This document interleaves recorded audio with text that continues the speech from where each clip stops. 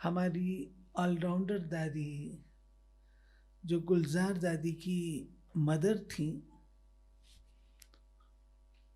पांडव भवन में दिल्ली में रहती थी। और हमारा भाग्य है कि हम 3 दादियों की पालना में थे। ऑलराउंडर दादी, दादी निर्मल शांता और गुलजार दादी। तो ऑलराउंडर दादी कहा करती थी, सद्गुरु मिलने जाइए को न लीजिए साथ। सतगुरु को मिलने जाना है, कोई को भी अपने साथ नहीं लेना। अब हम तो समाज में रहते हैं, घर गृहस्थ में रहते हैं, हम अकेले तो नहीं रहते हैं, 10 प्राणियों के साथ रहते हैं। क्या ये फॉर्मूला उस पर भी लगता है?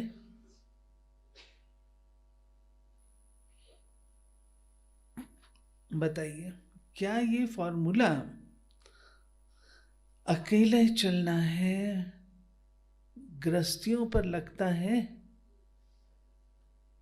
या नहीं? लगता है, लगता है, लगता है। तो क्या इसका अर्थ है कि आप अपने घर गृहस्थ के धर्म को छोड़ देंगे? बाबा हमारा इतना मीठा है, इतना प्यारा है। एक तरफ हमको पढ़ाई में कहता है चैरिटी बिगिंस एट होम, तुमको घर गृहस्थ में रहना है,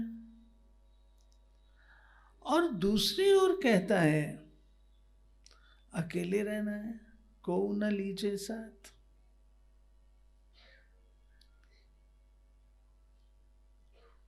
ट्रस्टी होके रहना है। क्या ये दोनों बातें संभव हैं? संभव है? संभव है तब तो पढ़ रहे हैं। अगर संभव ना हो तो पढ़ेंगे थोड़ी, छोड़ देंगे। दोनों बातें संभव है।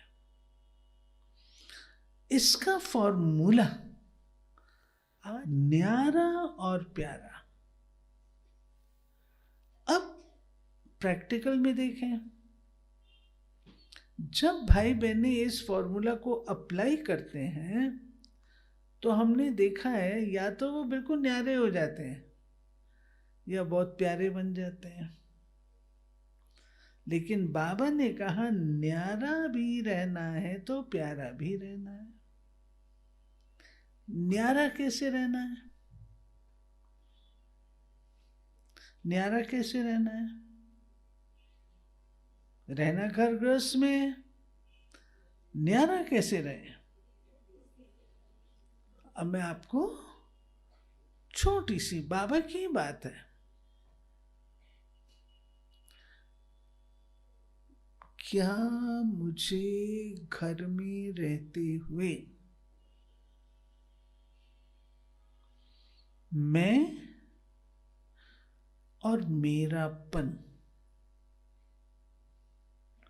इसका आभास होता है?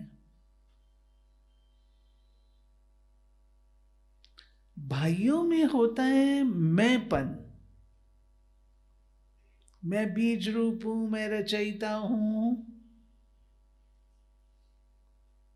अथॉरिटी वाली बात। और माताओं में होती है मेरेपन की बात।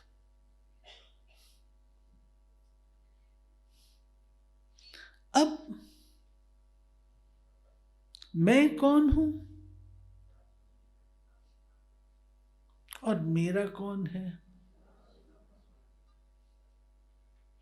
यहां बैठे हुए अभी हम प्रश्न पूछ रहे हैं तो आप उत्तर देंगे मेरा तो शिव बाबा है। क्यों?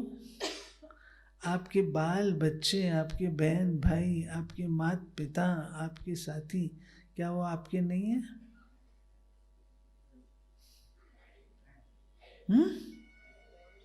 प्रैक्टिकल में आओ, व्यवहारिकता में आओ, क्या वो आपके नहीं है? क्या आप अपने भाई बहन, बंधु बांधव, अपने पति, अपने उसको छोड़ के दूसरों की उसको जाकर के सेवा करोगी क्या? बोलो, नहीं करोगी ना। अपने को ही करोगी। उतना मेरापन तो है ना, उतना अपनापन तो है ना। ये होगा, ये होगा। ये हाथ मेरा है तो मेरा है, आपका हाथ थोड़ी मेरा है, हाथ मेरा है। अब आती है बात, इसमें हमको अलौकिक होना है, प्यारा होना है, न्यारा होना है। बुद्धि में हम क्या रखें जिससे हमारे अंदर न्यारेपन का संस्कार आ जाए। बुद्धि में हम रखेंगे ये सब मुझे ठाकुर मिले हैं सेवा के लिए।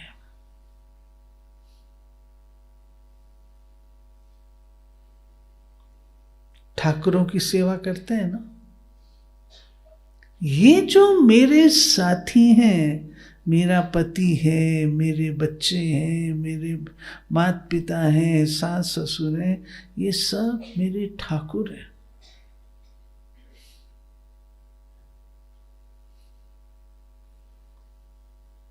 इनकी सेवा मुझे करनी है।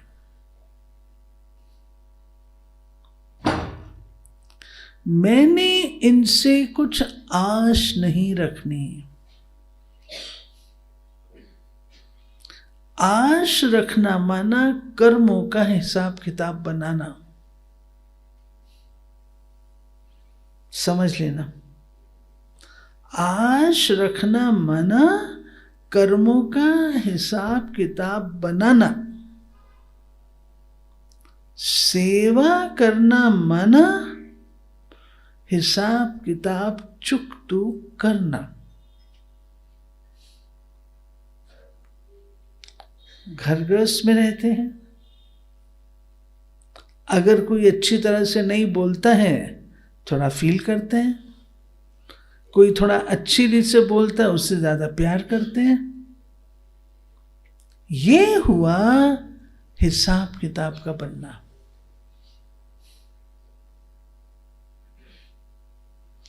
क्यों कहते हैं दुनिया में गृहस्थ एक जंजाल है? क्योंकि हमारी ये आशाएं, ईर्ष्याएं, तृष्णाएं, इन सब से मेरे कर्मों का जाल बिनता जाता है, बिनता जाता है। मुझे न्यारा बनना है। अपनी वृत्ति में आत्मिक वृत्ति को बसाना है।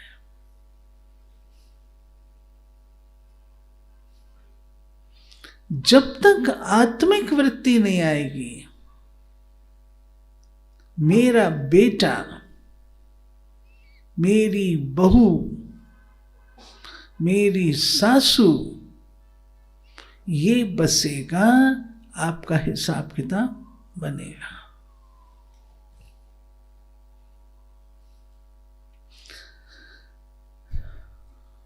हम लोग बच्चे थे,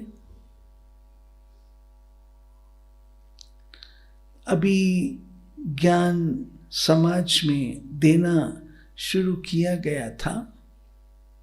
मैं 1950s की बात कर रही हूँ, जब हम लोग ज्ञान में आए।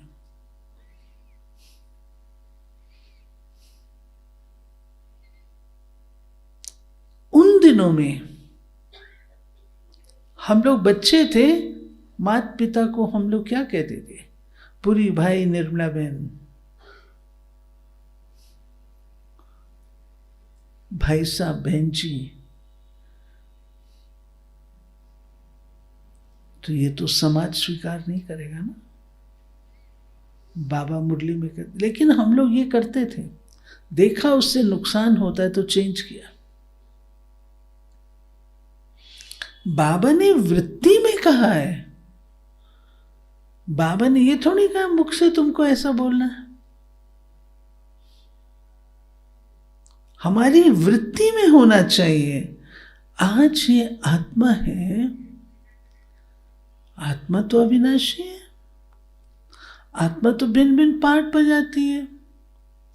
इस जन्म में मेरे पिता हैं, पिछले जन्म में कोई और थे, अगले जन्म में यही मेरे पिता रहने वाले नहीं है। तो न्यारापन आता है, डिटैचमेंट, मेरेपन से मोह उत्पन्न होता है। और मैं आपको अपने अनुभव से बताती हूं, जितना मोह मुझे रहा होगा, मैं कभी सोचती हूं शायद किसी को भी नहीं होगा।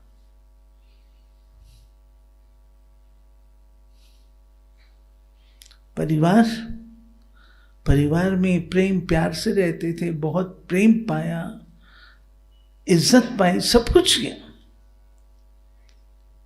पिताजी का सिर्फ फोन आता था बेंगलोर से, मैं दिल्ली में थी। ऑलराउंडर दादी कहती थी आशा तेरा फोन आया। मैं फोन बाद में हेलो करती थी, पहले रोती थी, इतना मोह था। पिताजी की हाथ की चिट्ठी आती है, इंग्लैंड लेटर में पिताजी के हाथ से एड्रेस लिखा होता था। वो एड्रेस देख करके रोना आता था, पिताजी के घर से ये चिट्ठी आई है। इतना तो कोई में भी मुंह नहीं होगा, मैं सोचती हूँ, इतना मुंह था।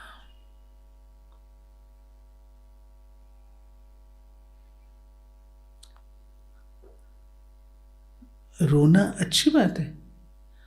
बेंगलोर जाती थी, मुझे पता लगता था अब मेरे वापस जाने के दिन आ गए। 4-5 दिन पहले से रोना शुरू कर देती थी। तो माँ कहती थी मैं तेरे को नहीं भेजूंगी, तुम रोती है, मैं नहीं भेजूंगी। मैं कहती थी नहीं, मैंने जाना भी है, फिर रोना क्यों?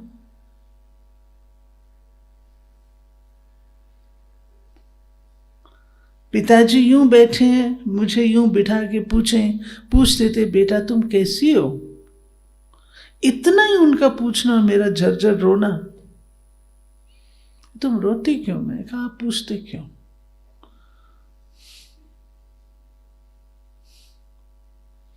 लेकिन कैसे टूटा?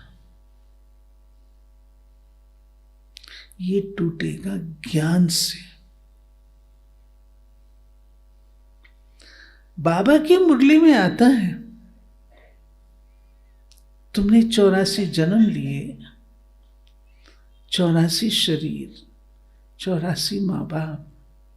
एक बार नहीं, अनेकों बार आता है, कई बार आता है, कोई एक बार थोड़ी आता है। बाबा जो कहता है बच्चे कभी मुरली मिस नहीं करो, उसके पीछे राज। यही चीज एक दिन सुना रही थी, जो टीचर है, कौन थी मुझे याद नहीं, ऐसे बैठ के मुरली सुन रहे थे। रियलाइजेशन हुआ, अरे इस जन्म के मेरे माता पिता अलग हैं, पिछले जन्म में और थे, अगले जन्म में और होंगे। ये पार्ट है, ये पार्ट है। ठीक हो गया? समझ आ गई? वृत्ति बदल गई।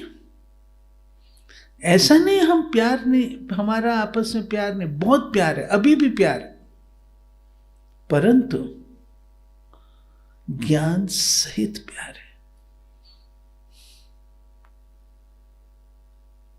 ये जो मेरापन बाबा कहता है, ये आपका वो स्थान छोड़ने से नहीं आएगा, ज्ञान से आपको काटना है।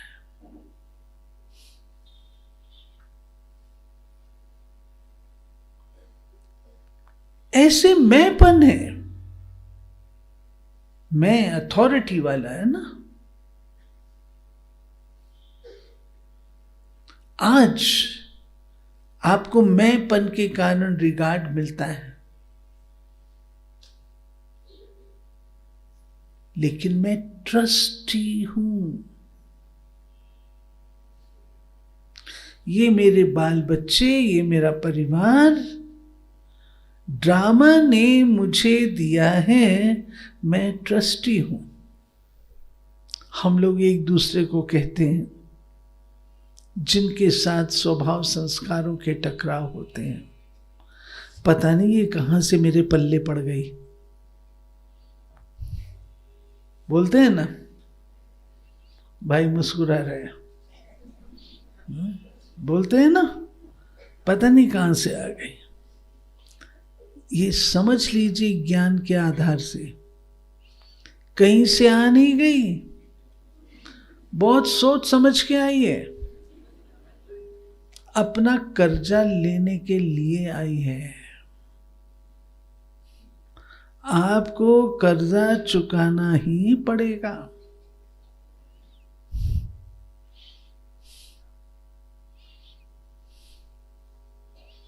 हमारे पास दिल्ली में ओआरसी में है ना भाई लोग, तो एक दूसरे को तो जानते नहीं थे, तो कहते दीदी ये पता नहीं कहां से आ गया, इसको यहीं आना था, मेरे डिपार्टमेंट में आना था। ये नहीं सोचो कहां से आ गया, बड़ा सोच समझ के आया आपके पास, अपना हिसाब किताब लेने आया, चुप करके दो। जब हम कर्जा चुकाते हैं तो खुशी होती है ना, खुशी होती है ना, हल्कापन आता है ना। मेरा ये हिसाब किताब चुकता हो रहा है,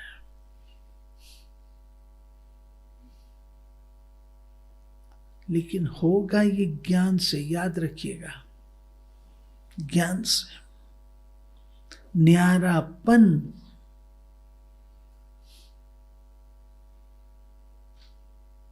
गुलजार दादी हमारे साथ रहते थे, ऑलराउंडर दादी, उनकी माँ थी। हमको इतनी भी भनक नहीं होती थी, महसूसता नहीं होती थी कि ऑलराउंडर दादी की बेटी है गुलजार दादी। ऑलराउंडर दादी गुलजार दादी को इतनी रिस्पेक्ट देती थी, इतनी रिस्पेक्ट देती थी, बिल्कुल महसूस नहीं होता था मेरी बेटी। हमारा हाल क्या है? चलते चलते किसी ने दो शब्द प्यार से बोले, बस उनके हो लिए। नए संबंध बना लेते हैं। ये जो बात मैं कह रही हूं, नए संबंध बना लेते हैं, ये बहुत खतरनाक है। पुराने हमने चुक तो नहीं किए, पुराने हमने चुक तो नहीं किए और नए बना लिए। वो कब चुक तो करेंगे? पहले तो अवज्ञा की, बाबा ने कहा नया कुछ बनाना नहीं है,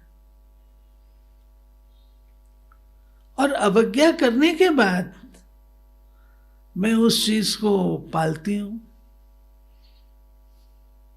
मैं आपको सूक्ष्म बात बताती हूं।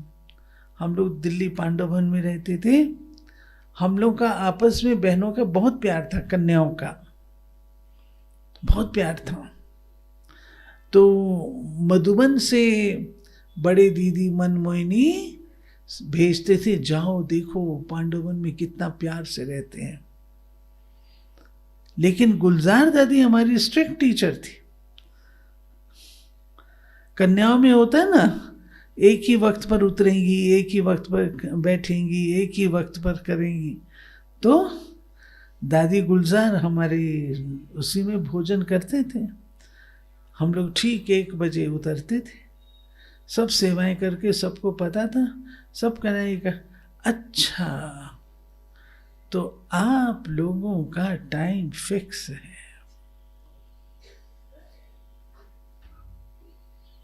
और अगर हम किसी बहन की इंतजार करते थे, लौकिक में तो ऐसे ही करते हैं ना, भी चलो बैठे हैं, वो फलाना भी आ जाए तब इकट्ठे भोजन करते हैं। लौकिक में तो ये करते हैं। अलौकिक में गुलजार, अच्छा तो आपके पास इतना समय है जो आप इंतजार में 6 बहनें एक के कारण से बैठी। हमने तो इसको गलत समझा ही नहीं था, ये कोई गलत बात होती है तो समझते राइट बात है, प्यार है ना हमारा आपस में, राइट बात है। गुलजार दादी तो ऐसे कहती थी, आराम से लहजे से, बड़ा मीठा बोलती थी दादी, लेकिन अच्छी तरह से ज्ञान का तीर मारती थी, बोलती मीठा थी। धीरे धीरे सुधर गए हम लोग। तुम्हारा टाइम वैल्यूएबल है।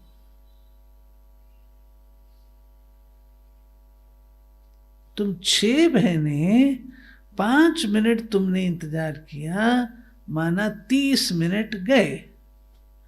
अब ये 30 मिनट किस खाते में गए? और आपको सुनाऊं सूक्ष्म बातें जो बड़ों से सीखने को मिलती हैं। सीखा, देखो हम लोग कोई सीखे सिखाए नहीं आते हैं, सब बड़ों से हम सीखते हैं, ज्ञान से सीखते हैं, बाबा की मुरली से सीखते हैं। और सुनाती हूँ, ये सब आपके काम की बात है।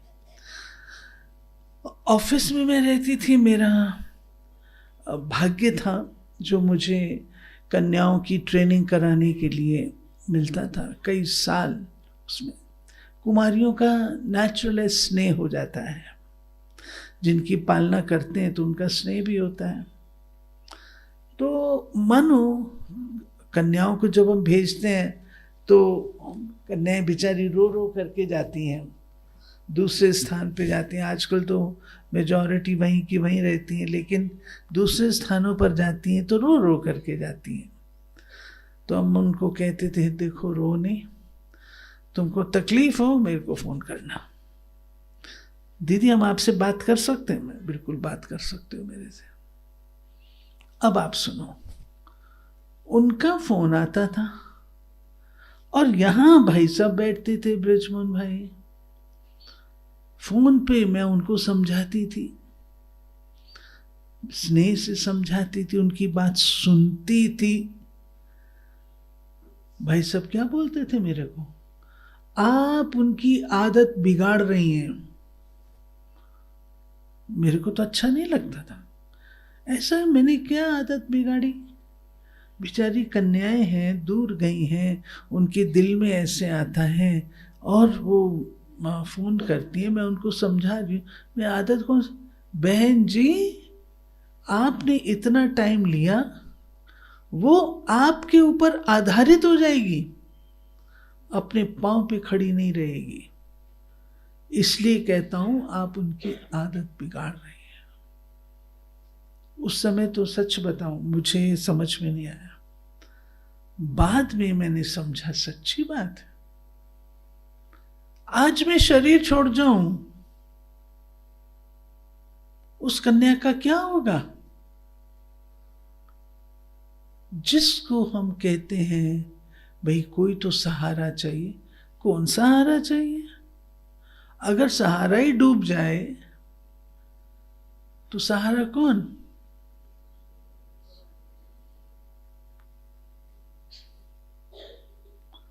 क्या सच में हमें इतना फेथ है, इतना निश्चय उस पर है?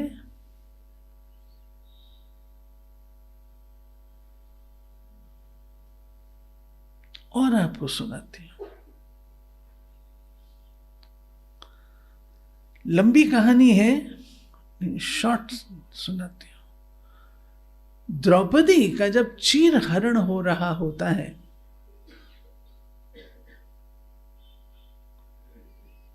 तो श्री कृष्ण ने वायदा दिया था कि मैं तेरी रक्षा करूंगा। ठीक है ना, वायदा था ना। अब जब चीर हरण हो रहा है, कोई श्री कृष्ण उसको नहीं दिख रहा। वो हाथ में अपनी साड़ी को पकड़े हुए, इधर से देखती है छत पर श्री कृष्ण आया, उसके हाथ से साड़ियां निकल रही हैं और ऐसे चक्कर लगा रही हैं, लेकिन द्रौपदी को लपेटती नहीं है। क्यों? द्रौपदी एक हाथ से पकड़ के खड़ी है, ज्यों वो छोड़ती है साड़ी उसको लपेट लेती है। जब तक हम समझते हैं ये मेरा साथ देगा, ये मेरा साथ देगा, ये मेरा साथ देगी, बाबा कहते ले लो, ले लो, मैं साखी हो जाऊंगा।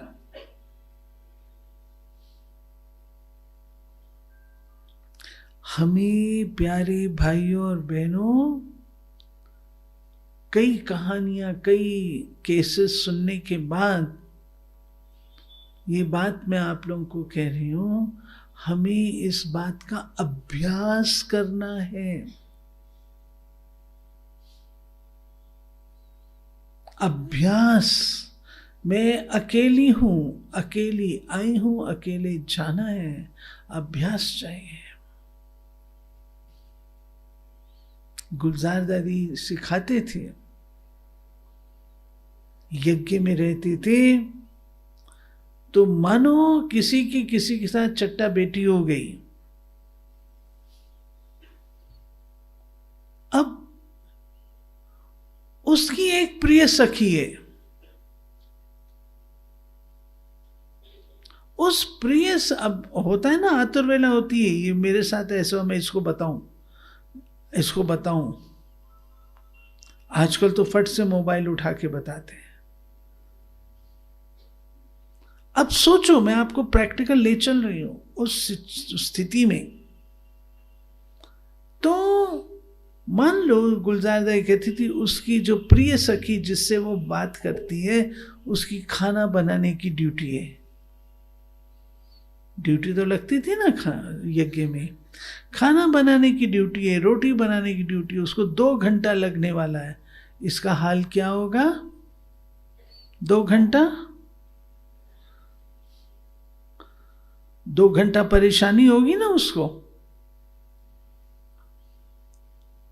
किसको याद करेगी? बाबा याद आएगा या वो आत्मा याद आएगी? कौन याद आएगा? आत्मा याद आएगी।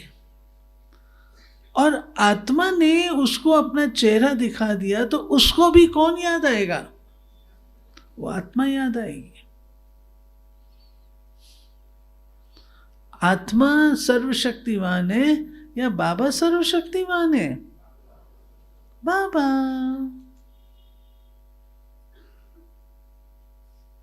अब मानो कोई ऐसी, हमें प्रिपेयर करना अपने आप को। मानो मेरे सामने कोई ऐसी परिस्थिति आती है, मैं ऐसे स्थान पर हूं जहां मोबाइल जैम्ड है, मोबाइल नहीं चल सकते। अब मैं कहां से लाऊं अपनी वो प्रिय सखी जिससे बात करूं? क्या काम आएगा? मोबाइल तो आपका जैम हो गया, प्रिय सखी तो आपको मिलेगी नहीं। अब किसने आपको सहयोग देना है, बोलो?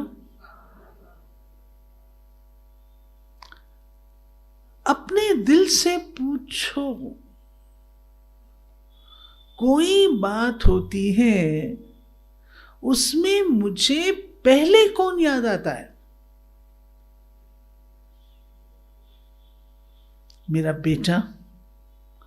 मानो मेरा एक्सीडेंट होता है, मैं क्या कहती हूँ, मेरे बेटे को बता देना, फलाने को बता देना।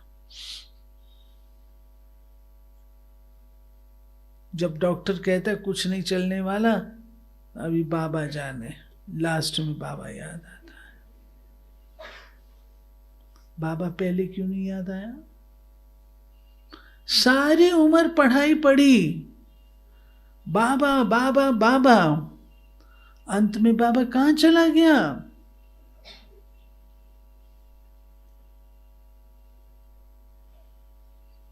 जब कोई शरीर छोड़ता है तो क्या कहते हैं?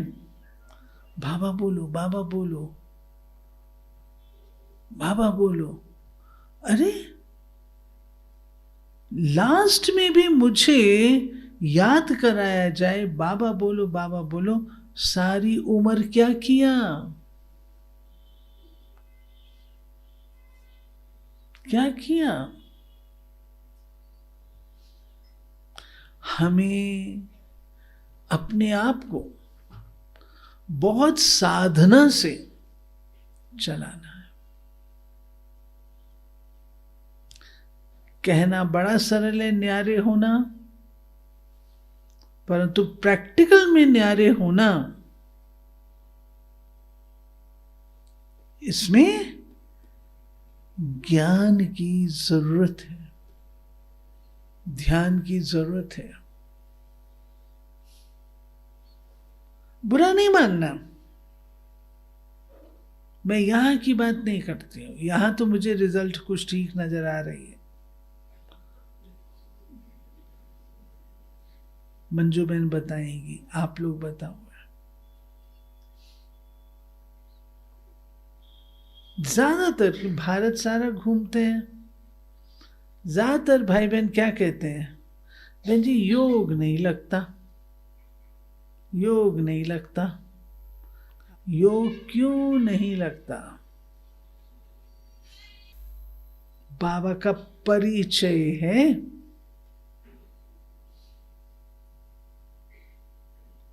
वो ऑलमाइटी अथॉरिटी है,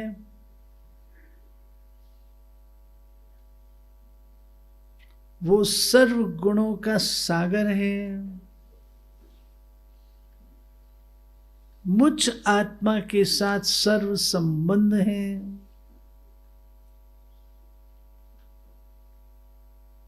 निश्चय पक्का है?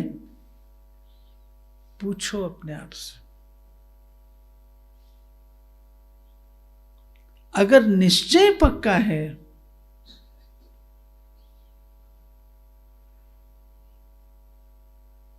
फिर दिक्कत नहीं होगी।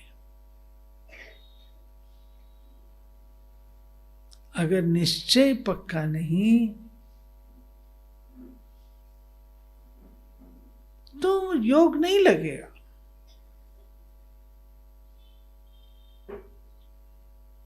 पल में ये याद आएगा, पल में ये याद आएगा, पल में ये याद आएगा, संसार याद आएगा, बाबा याद नहीं आएगा।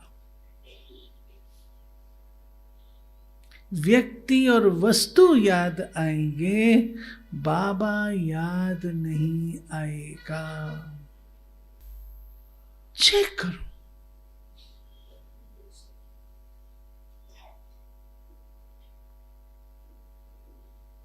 बाबा कहता एक रस रहना है, एक से ही सर्व रस प्राप्त करने।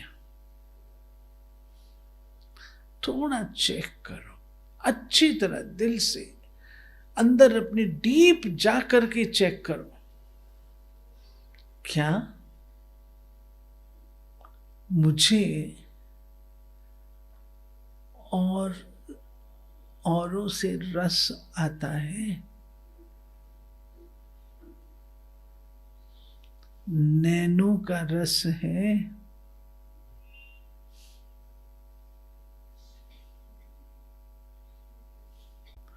उनके पास अकबर ने बिल्ली पाली, सॉरी अकबर ने पाली 9 बिल्लियां और उनको ट्रेन अप कर दिया कि जब मैं घंटी बजाऊं बिल्लियां आएंगी, उनके सिर के ऊपर मोमबत्ती जगती रहेगी और उस मोमबत्ती की रोशनी में अकबर भोजन करते थे। अकबर भोजन उस बत्ती की रोशनी में करते थे। ठीक है, बीरबल को पता लगा कि अकबर ऐसा तैयारी कर रहे हैं। अकबर ने बीरबल को भोजन पर आमंत्रित किया। बीरबल गए।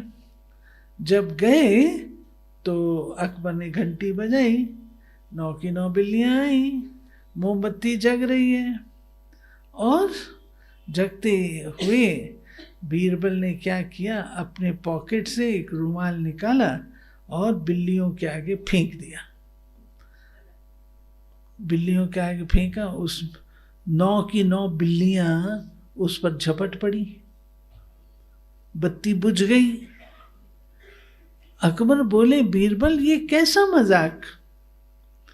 बीरबल बोले, जहां पना ये मजाक नहीं, आपके प्रश्न का उत्तर है।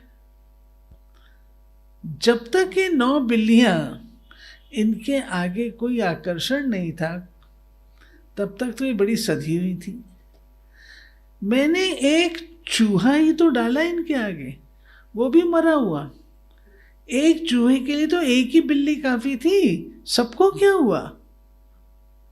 जहां पना मन को एकाग्र करना इतना सरल नहीं है।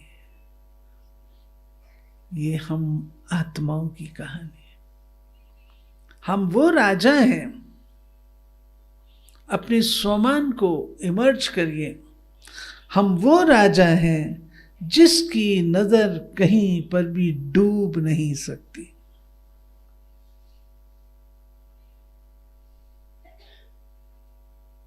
ना किसी व्यक्ति में, ना किसी वस्तु में, ना किसी स्थान पे हमारी नजर डूब नहीं सकती। ऐसे राजा हैं बेतुल वाले, ऐसे राजा हैं जो कहीं पर भी नजर ना डूबे।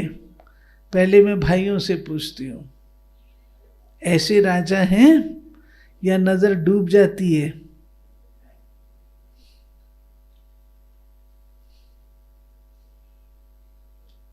ये मेरी नजर रॉयल, कौन हूं? जो रॉयल व्यक्ति होते हैं उनकी नजरें कहीं नहीं डूबती हैं,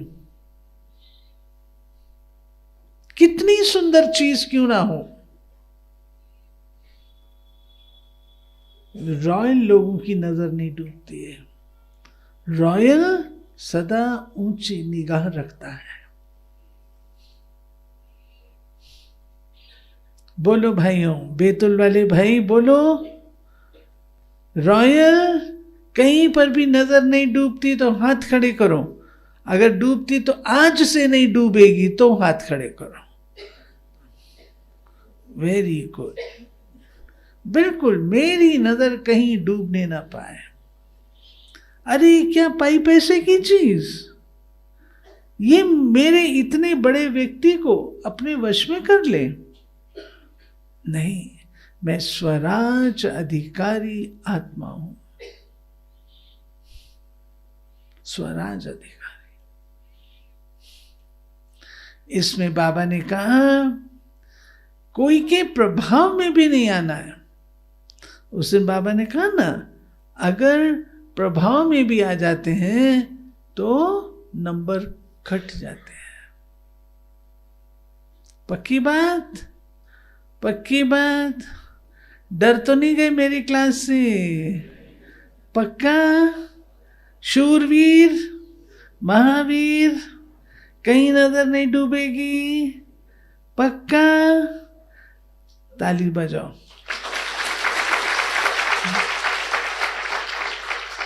कुमार बोलो। हम लोग कितने नशे से कहते हैं हमारे आगे क्या मर्जी हो, जो मर्जी हो, हमारी नजर नहीं डूबने वाली, क्योंकि हमारी नजरों में स्वर्ग बसता है ना। हमारी नजरों में स्वर्ग बसता है, हमारी नजरें नहीं डूब सकती हैं। विश्वामित्र जी की 12 साल तपस्या की, एक ही मेनका आई तपस्या भंग, एक ही मेनका। और अगर 100 मेनकाएं आ जाएं तो क्या होगा? तो कुमार आप लोग क्या कहते हो? ये कुमार बैठे ना सारे सामने, पक्का कोई भी किसी भी प्रकार के रस के वशीभूत नहीं होना है। अभी माताएं आप बोलो, बोलो। चुप हो गई माताएं। पक्का स्वराज अधिकारी है आप? माताएं नहीं, स्वराज अधिकारी हो, स्वराज अधिकारी हो। कहीं पर भी नजर नहीं डूब सकती। जो शिव शक्तियां समझती हैं मेरी नजर कहीं नहीं डूब सकती, आज के बाद कहीं पर भी मेरी नजर नहीं डूब सकती, हाथ तो खड़े करो। आप देख लो दीदी, जिसके हाथ नीचे उनको देखना खास, ठीक है? पक्का? अभी ताली बजाओ अपने लिए। नहीं, बिल्कुल नहीं, हम रॉयल हैं, स्वराज अधिकारी हैं, हमारे आगे कोई नहीं टिक सकता। ठीक है? अकेले आए हैं, 5 केले रोज खाना, सुने आपने? केले अकेले हैं, अकेले आए हैं, अकेले जाना है, अकेले में बैठ के अकेले बाबा को याद करना। 5 केले रोज, 5 केले खाना। हिम्मत है? 5 केले इकट्ठे खाने की हिम्मत है? है ना हिम्मत? माताएं हिम्मत है? ठीक है। अच्छा, ओम शांति।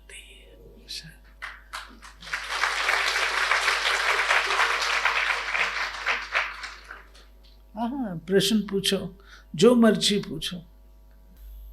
ज्ञान को यूज करो हर परिस्थिति में, ज्ञान को यूज करो। ज्ञान को यूज करना अर्थात मानो स्वभाव टकराव की परिस्थिति है, तो ज्ञान को यूज करो कि हर आत्मा का अपना अपना स्वभाव है, एक का ना मिले दूसरे से। मुझे इसको केवल टॉलरेट करना है। अच्छा, मानो कोई ऐसी परिस्थिति आई जिसमें बहुत नुकसान हो गया आपका, अब आप रोएंगे तो कुछ बनेगा तो नहीं, लेकिन जो हुआ सो हुआ बाबा, अब आगे से ये ना हो, उसके लिए हम क्या करें? हो गया, आगे से ना हो, सतर्क रहो। जिस कारण से नुकसान हुआ उस चीज को देखो, क्यों हुआ? अब हो गया, वापस नहीं आ सकता, आगे से सतर्क रहो। तो हर बात में जब आप ज्ञान को यूज करेंगे तो आपकी स्थिति ठीक रहेगी। मानो कोई ने शरीर छोड़ दिया, अब वो आत्मा वापस तो नहीं आ सकती, मैं रो धो के क्या करूंगी? एक माता थी, पति ने शरीर छोड़ा, बहुत रोती थी, रोती थी, रोती थी, रोती थी। तो जानकी दादी ने कहा, अच्छा तुम अगर उसकी बॉडी को ला करके तुमको दे दें, तुम अपने घर में रख लो, इतना रोती हो रख लो उस बॉडी को। रियलाइजेशन हो गया, आंखें खुल गई। तो हमें उदास नहीं होना है, ज्ञान को यूज करना है। ज्ञान यूज करेंगे तो ठीक हो जाएगा। अतीन्द्रिय सुख वह है जो आत्मा का सुख है। आप जब योग में बैठते हैं, कभी कभी आपको बहुत अच्छा अनुभव होता है, अतीन्द्रिय सुख है। वह सुख जो इंद्रियों के परे का सुख है, वो अतीन्द्रिय सुख है।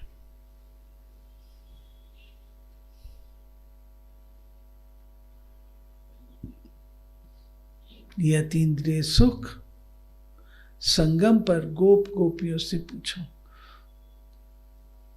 सत्युग की चीज नहीं है।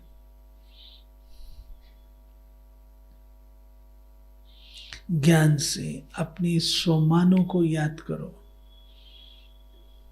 और उस स्वमान के नशे में रहो, वो अतीन्द्रिय सुख है।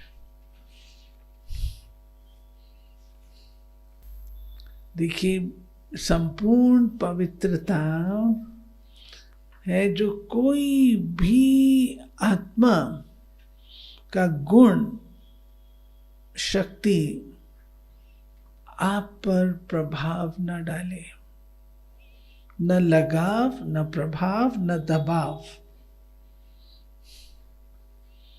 संपूर्ण पवित्रता माना बिल्कुल एक्यूरेट, समर्थ, मन, वचन, कर्म, संबंध, संपर्क,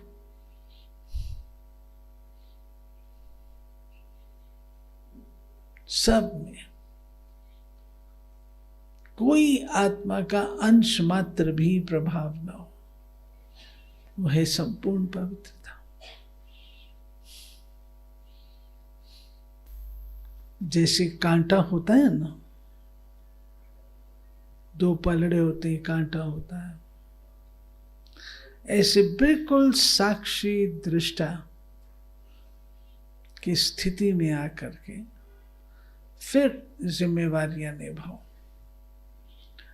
और अगर आप मुझसे पूछेंगे तो मैं कहूंगी अलौकिक के ऊपर ज्यादा ध्यान दीजिए, तो आपका लौकिक भी सुधर जाएगा।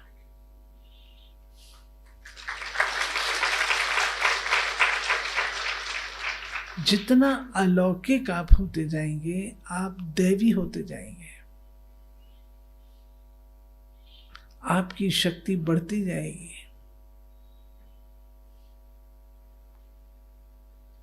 तो लौकिक भी लोक परलोक सुहेलाओ। परमार्थ से स्वार्थ सिद्ध होता है, स्वार्थ से परमार्थ नहीं। मैं कहूंगी दो बातों का, एक बन जाओ बिल्कुल साक्षी, साक्षी दृष्टा होके अपने पार्ट को प्ले करो, और दूसरा बन जाओ दाता।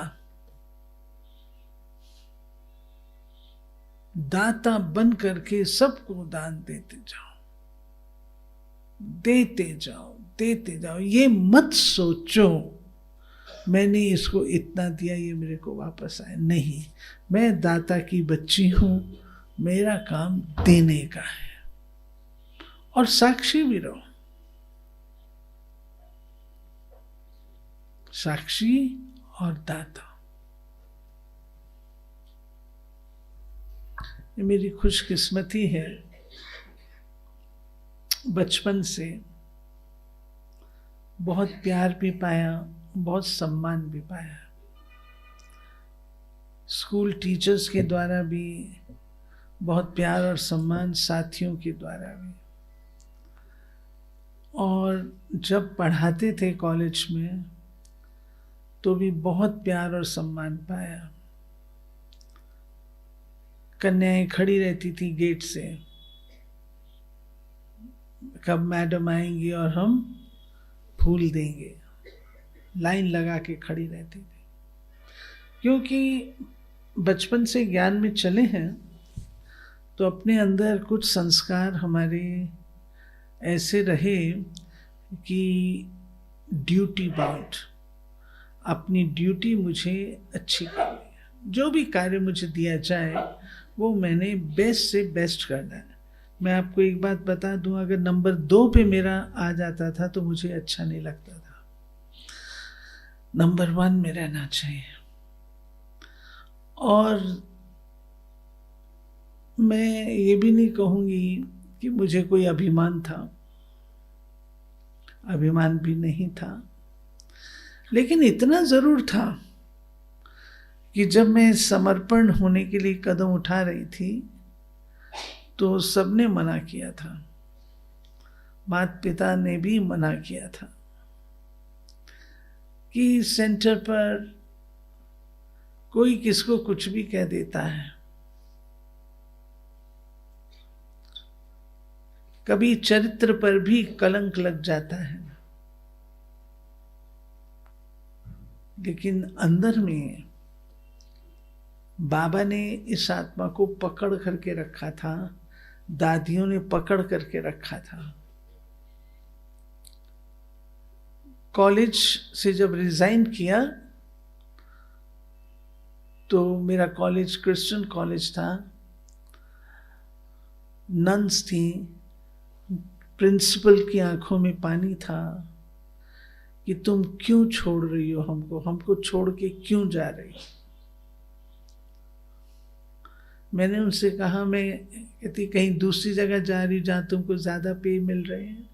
मैंने कहा नहीं, मैं दूसरी जगह पे नहीं जाऊंगी, लेकिन जैसे आपने अपना जीवन समर्पित किया है क्राइस्ट को, मैं अपना जीवन परमात्मा को समाज सेवा के लिए समर्पित करने जा रहा हूँ। अगर तुम ये करने जा रहे हो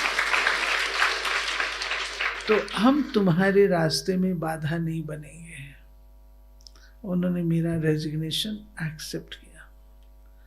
अब मैंने कॉलेज यूनिवर्सिटी की टॉपर थी, मेरे को जॉब की कोई कमी नहीं थी। माया भी बहुत तेज होती है, माया ने भी मेरे को बड़े सब्ज़ बाग दिखाए कि कॉलेज की प्रिंसिपल की पोस्ट ऑफर हुई और कुछ, लेकिन अंदर में धारण कर लिया था मैंने, नहीं करना तो नहीं करना है। लेकिन माया छोड़ती थोड़ी है। मैं जिस केंद्र पर गई, दादी जी ने भेजा पहले, वहाँ पर मैं जो सुनती थी उससे मैं डर जाती थी।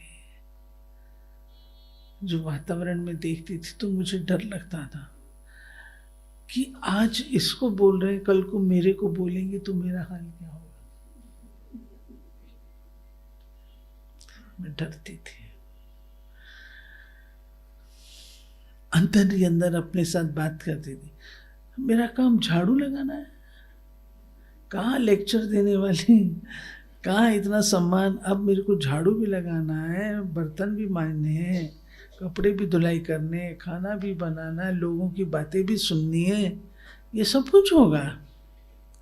मैं अंदर ही अंदर अपने आप से बातें करती थी। और दादी जी को बोल दिया था, दादी जी के साथ बहुत शर्तें रखी थी कि अगर आप मुझे इतना व्यस्त रख सकती हैं कि मेरे को 24 घंटे की बजाय महसूस होना चाहिए कि 26 घंटे होने चाहिए एक दिन में, तब मैं समर्पण करूंगी, नहीं तो मैं नहीं करूंगी। मैं ट्रायल पर। दादी जी ने भी लक्ष्य रखा, क्योंकि मैं देखती जितना काम होता है ये तो मैं जॉब करते भी कर सकती हूँ, कोई बड़ी बात नहीं है। लेकिन ये जो बातों का सुनना है, कोई कुछ भी आके किसको बोल दे तो मेरे को नहीं कहते थे, मैं देखती थी। आज मैं नहीं हूँ, कल पुरानी होंगी तो मुझे भी बोल देंगे, तो डरती थी। मैंने निश्चय कर लिया अंदर ही अंदर ट्रायल पर हूँ, और अंदर अंदर अपने को समझाती भी थी, अगर मुझ में शादी कर लूँ और मुझे नंद ऐसी मिल जाए, मुझे दरानी ऐसी मिल जाए, सास ऐसी मिल जाए, तो लौकिक है। ये तो अलौकिक में अगर कोई कुछ बोल देगा तो मेरा हिसाब किताब चुकता होगा, ये तो अच्छी बात है। तो मैंने अपन को समझा के ज्ञान से समझा के अपने आप को खड़ा किया, ज्ञान से समझा। और इसमें दादियों का बहुत सहयोग मिला। मुझे पहले कठिन लगता था, लेकिन दृढ़ता भी रखी थी। एक कदम आगे बढ़ाया है तो पीछे नहीं हटना है, दृढ़ता भी थी। तो बाबा साथी है, सहयोग देता है, पुरुषार्थ देखता है, अंदर अंदर रूह रूहान जो बाबा से करती थी वो उसको सुनती है। तो इस प्रकार से मेरे को बहुत चैलेंजेस आए। माता पिता ने मेरे 4-5 परीक्षाएं ली, तब छोड़ा मेरे को, ऐसे नहीं छोड़ा, ऐसे नहीं छोड़ा। लेकिन सबसे बड़ी परीक्षा होती है, पिताजी ने कहा बेटा तुम्हारे चरित्र पर भी कलंक लग सकता है। मेरा उत्तर क्या था, मुझे तो पता नहीं। मैं कोई बात नहीं, ब्रह्मा को भी कलंकीधर कहते हैं, तो मैं उसकी बेटी, मेरे पर भी लग गया तो क्या है।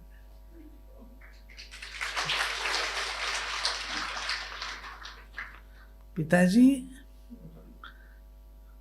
पहले तो ऐसी बात कभी होगी नहीं,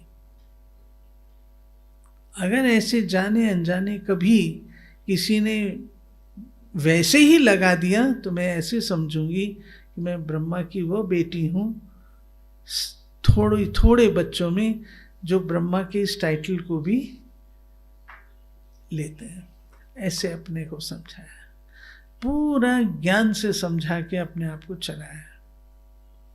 मेरे को कोई प्यार की इच्छा नहीं थी कि मुझे दादियों का प्यार मिले या दादियों के प्यार के वश में चली हूँ, नहीं, प्यार से नहीं, ज्ञान से। और ज्ञान से जो बच्चा चलता है वो मजबूत रहता है, ये आप समझ लें। मेरे को कहते हैं, बड़ी दादी से सवाल पूछते थे, मेरे कहते आशाबेन आप इतनी बड़ी इंटरनेशनल स्पीकर, आप ये छोटे फंक्शंस में क्यों जाती हो? मेरे मन में कभी नहीं ख्याल आया था। मैंने बड़ी दादी को पूछा, मैंने कहा दादी मेरे को ऐसे ऐसे कहते हैं, तो मैं जाऊं या नहीं जाऊं? दादी का उत्तर क्या था? दादी का उत्तर था, दादी नहीं जाती है क्या? दादी भी तो गांव गांव जाती है। तो नहीं आशा, ये हमारा परिवार है, परिवार में कोई कहाँ है कोई कहाँ है, ये हमारा परिवार है, हमें सब जगह जाना है। मैंने कभी ना नहीं बोला। मैं आपको एक बात आज बता देती हूँ, कहीं पर भी सेवा के लिए कभी ना नहीं बोलिए। अगर मैं नहीं जा सकती हूँ तो नहीं जा सकती हूँ, बताऊंगी। जा सकती हूँ तो मैं किसी से भी बार बार मेरी वो पूछ करे नहीं, एक बार में हाँ मीन्स हाँ। असूल है ना अपने। आप भी तो स्वराज अधिकारी हैं, मैं भी स्वराज अधिकारी हूँ। एक राजा दूसरे राजा से कैसे बात करता है? जब आप मन में अपनी धारणाएं ऐसी बनाएंगे, एक राजा दूसरे, क्या बार बार मैं पूछवाऊं क्या? बार बार कहूँ कि आप मेरी 10 बारी मिन्नत करो, आइए बहन जी आइए, तो मैं जाऊँ। वो जाना क्या हुआ? जिसमें 10 बार मिन्नत करके बुलाया गया, वो जाना क्या हुआ? रस्सी निकल जाता है। इसलिए अपने आप को ज्ञान के पट्टे पर रखो। ये मैं आप सबको कहूँगी, ज्ञान के पट्टे पर रखिए अपने आप को। ज्ञान का पट्टा हमारा वही हमको बचाने वाला है। हर परिस्थिति का इलाज ज्ञान है। बाबा का दिया ज्ञान कोई दूसरा ज्ञान नहीं है, बाबा का दिया ज्ञान। उस ज्ञान के आधार से चलो। श्रीमत माना श्रीमत, मर्यादा माना मर्यादा, डिसिप्लिन माना डिसिप्लिन। कौन सी गलत बात है? आप जिस निमित्त अपना जीवन देते हैं, जिस निमित्त आप बाबा के बनते हैं, आपको डिसिप्लिन बताया जाता है, आपको मर्यादाएं बताई जाती हैं, आपको श्रीमत बताई जाती है, तो उसका पालन करना तो हमारा कर्म और धर्म है। तब हम पूरा लाभ ले सकते हैं। अगर छेद हो तो लाभ नहीं ले सकते हैं। छेद होगा तो बह जाएगा ना। इसलिए अपने आप को मजबूत रखना, मजबूत रखिए। थोड़ा भी अहंकार होगा ना तो आप समझ लो फीलिंग की बीमारी होगी। If it hurts it is ego, अंग्रेजी में कहावत है। अगर आपको फील होता है, बहन जी ने कुछ कहा या किसी ने कुछ कहा, आपको फील होता है, तो वो अहम है, सूक्ष्म अहम है। मैं एक कहानी सुनाती हूँ आपको। हनुमान जी अहंकारी थे या निरंकारी? बोलो। निरंकारी। हनुमान जी को अहंकार आया। कैसे? कहते हैं एक बार जब ये श्री राम जंगल में जा रहे थे रावण की श्रीलंका पर, तो वानर सेना थी। रोज श्री राम मीटिंग करते थे कि कोई सब कुछ ठीक ठाक है। तो उस दिन भी मीटिंग हुई। सुग्रीव बोले, भगवान सब कुछ है, लेकिन कल सवेरे के लिए नाश्ता नहीं है। नाश्ता तैयार है, फलाने पहाड़ पर तैयार रखा है, सिर्फ लाने की बात है। हनुमान जी ने सोचा कि ये तो अब भगवान जी को मेरी जरूरत पड़ी। हाँ, श्री राम को मेरी जरूरत पड़ी। तो जैसे आंखें मटकाते थे, आंखें मटकाते हुए मैं बैठे हुए, तो सब उनके चेहरे की तरफ देख रहे हैं। श्री राम मुस्कुराए, बोला, हनुमान, हाँ मैं लेके आऊंगा। अंदर में अहम था, ये काम मैं ही कर सकता हूं और तो कोई कर नहीं सकता। मैं ही पवन पुत्र हूं। और जय श्री राम उड़ गए और वहां जहां नाश्ता था उस पहाड़ पे पहुंच गए। वहां पे एक गुफा में माता, बूढ़ी माता नाश्ता बना के बैठी थी। बाहर में चट्टान से दरवाजा बंद था। बोले हनुमान जी, माता माता मुझे श्री राम ने भेजा है और नाश्ता चाहिए। माता ने कहा, दरवाजा खोल लो और आ जाओ, नाश्ता ले लो। तो हनुमान जी तो पत्थर था, पत्थर हिलाने लगे, वो पत्थर हिले नहीं। हनुमान जी से पत्थर हिले नहीं,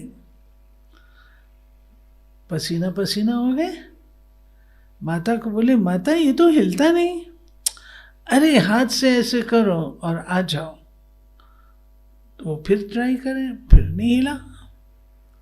आखिर गुस्सा आया इनको, अहंकार से गुस्सा आता है। तो गुस्सा आया, गुस्सा आया, माता देना है तो दे, नहीं तो मैं जा रहा हूं। तो माता उठी, दोहरी माता कुबड़ी, दोहरी और राम राम राम राम करती आई और हाथ से उसने ऐसे किया, पत्थर खिसक गया। वो देखता रह गया हनुमान, ये क्या हुआ। अंदर गया, नाश्ता तैयार पड़ा था। माता, ये अंगूठी श्री राम ने दी है, ये रख लो। उसने, माता ने कहा वो बावड़ी है, कुआं है, उसमें जाके डाला। उसने कहा माता श्री राम ने दी है। हाँ हाँ मैं कह रही हूं ना, वहां जाके डाला। तो हनुमान जी समझ गई माता कोई जबरदस्त आत्मा है। तो उसने गए और वहां जाके हनुमान जी क्या देखते हैं, एक नहीं सैकड़ों अंगूठियां उस बावड़ी में पड़ी है। अभिप्राय क्या हुआ? जो बात हम सोचते हैं कि मैं ही कर सकती हूं, वो अहम उनका तब टूटा।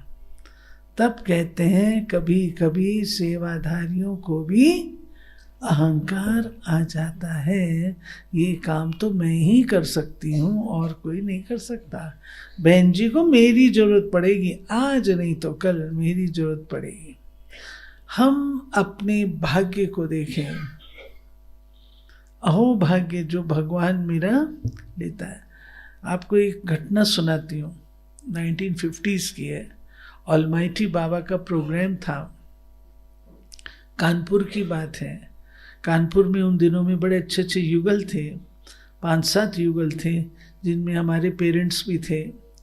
तो बाबा का आना था, ऑलमाइटी अथॉरिटी का, और बाबा ने ऊपर से लिस्ट भेजी थी कि ध्यान अवस्था में लिस्ट भेजी थी, कमला गुप्ता थी उनकी, कि कौन कौन बाबा की सभा में बैठेगा। तो बाबा की सभा में बैठने वाले चाहिए थे जो बिल्कुल पवित्रता की धारणा पर है। वहां पर एक भाई आता था जो धनवान था, परंतु धारणा पर नहीं था। उसका नाम नहीं आया तो वो भाई ऐसा बिगड़ा, देखता हूं अब ये सेंटर कैसे चलता है, क्योंकि धन से सहयोग देता था उसको हम। बाबा थोड़ी उसकी इस अहम से झुकेगा, बाबा को तो इंद्र सभा चाहिए। तो वो भाई चला गया। मेरे को नाम पता भी याद है उसका, बताऊंगी नहीं। चला गया। नतीजा ये हुआ, उसने तो चैलेंज कर दिया ना, देखूंगा अब ये सेंटर कैसे चलता है। वो सेंटर आज उत्तर प्रदेश का जोनल हेडक्वार्टर सेंटर है। तो किस बात का अभिमान करते हैं, किस बात का? याद रखिएगा, आज मैं किसी चीज का अभिमान करूंगी, वो बाबा यूज नहीं करेगा गुण। अगर मैं अच्छा भाषण करती हूँ, मुझे नशा चढ़ जाए, मैं अच्छा भाषण करती हूँ और थोड़े नाज नखरे दिखाना शुरू कर दूं, बाबा स्वीकार नहीं करेगा।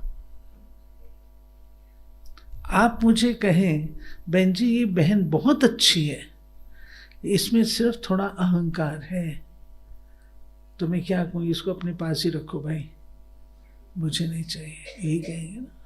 मुझे तो ऐसी चाहिए जो कि निर्माण हो, जिसको मैं कुछ कह सकूं।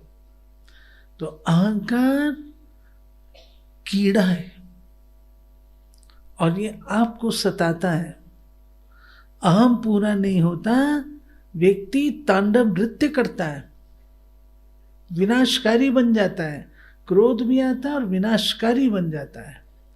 इसलिए ये बहुत जबरदस्त विकार है जो हमारे अंदर नहीं हो। आपको फीलिंग आती है, कोई बात से फीलिंग अगर आती है, समझ लो ये अहंकार की निशानी है।